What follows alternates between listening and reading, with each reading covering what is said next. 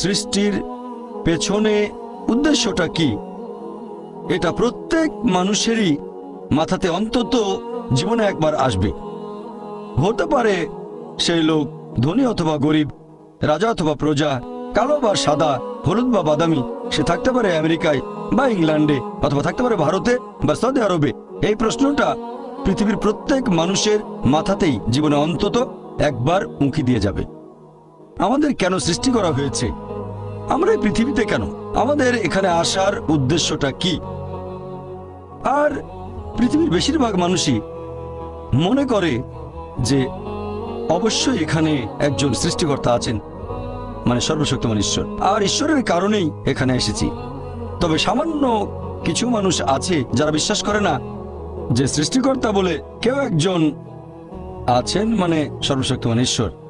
আর তারা মনে করে যে এই মহাবিশ্ব সৃষ্টি হয়েছে পুরোপুরি দুর্ঘটনাক্রমে, আর আমরা মানুষরাও এই পৃথিবীতে এসেছি এরকম দুর্ঘটনাক্রমে।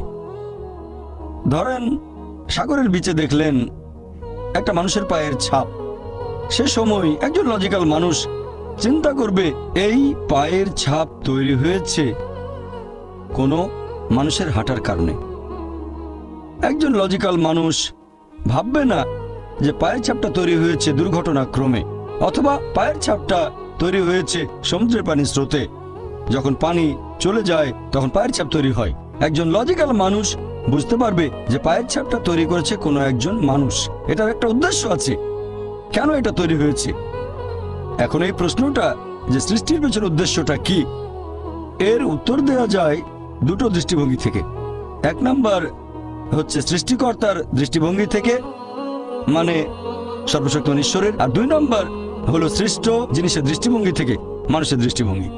এখানে প্রথম দৃষ্টিভঙ্গিটা হচ্ছে আমাদের স্রষ্টা সর্বশক্তিমান ঈশ্বরের দৃষ্টিভঙ্গি। কোন কারণে তিনি মানুষকে সৃষ্টি করেছেন, কোন কারণে এত কিছু তিনি সৃষ্টি করেছেন। আর দুই নম্বর সৃষ্টি করা জিনিসের দৃষ্টিভঙ্গি থেকে, মানে মানুষের দৃষ্টিভঙ্গি, যে সর্বশক্তিমান ঈশ্বর কেন আমাদের সৃষ্টি করেছেন।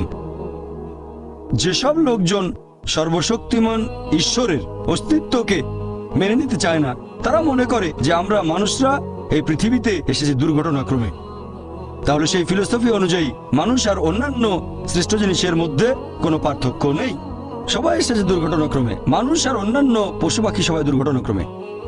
এই লোকগুলোর জীবনে নির্দিষ্ট কোনো উৎস নেই, তাদের অস্তিত্বের পেছনে কোনো উদ্দেশ্যও নেই, আর তারা অন্যান্য পশু পাখির মতোই জীবন ধারণ করে, খায়, তারা ঘুমায়, আরাম করে, বংশবিস্তার করে, ব্যাস।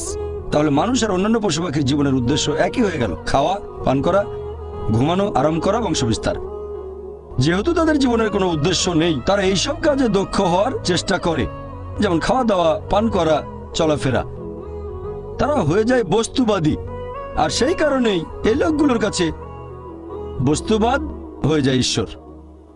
আর এই বস্তুবাদের কারণে এই লোকগুলোই তৈরি করে ড্রাগস, টাকা কামানোর জন্য, আরামাইশের জন্য।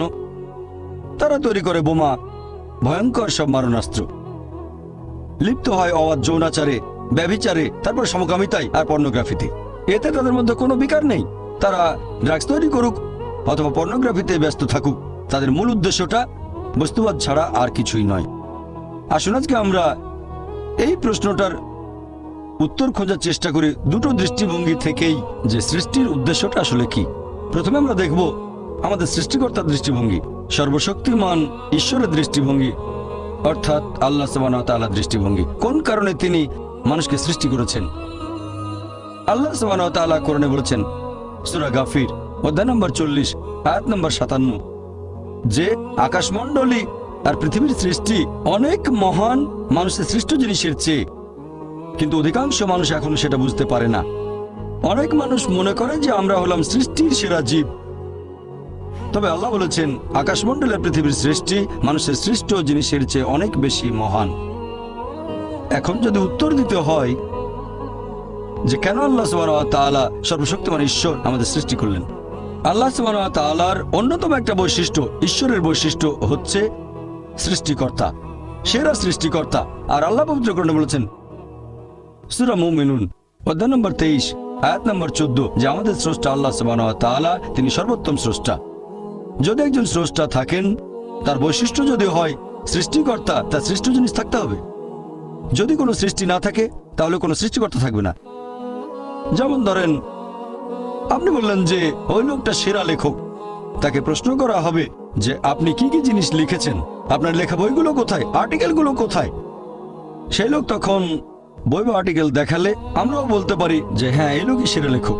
একইভাবে আল্লাহ তাআলার অন্যতম একটা বৈশিষ্ট্য হচ্ছে সৃষ্টিকর্তা, সর্বোত্তম সৃষ্টিকর্তা। তাহলে অবশ্যই তার সৃষ্টি থাকবে। তবে তার মানে এই না যে আল্লাহ সুবহানাহু ওয়া তাআলা তার সৃষ্টির উপরে নির্ভরশীল।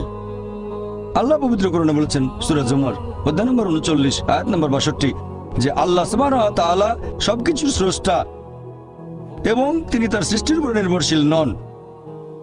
তিনি এগুলোর উপর নির্ভর করেন না, তবে তার সৃষ্টি জিনিসগুলো তার উপর অবশ্যই নির্ভর করে।